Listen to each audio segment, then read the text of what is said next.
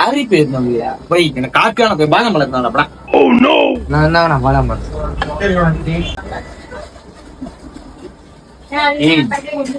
ஒண்ணு கூட ஒழுங்கா செய்ய மாட்டீங்களா? உங்க எதுவுமே ஒரு பிரெட் ஆம்லெட் மட்டும் கொடுங்க.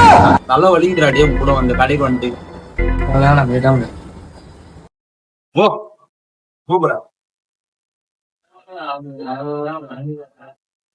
ஜெய் வாயா நானா இது எவ்வளோ ஆச்சு இல்ல மயில் மாதிரி இது கடைக்கு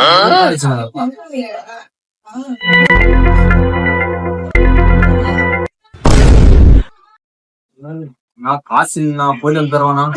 காசு இல்லையா? இந்த மாதிரி ஆளு எல்லாம் ட்ரீட்மெண்ட்டே வேற. போய் பாத்துருங்க இப்போ அதுவாம எங்கன்னா போனா எல்லாருக்கும் தெரியும்.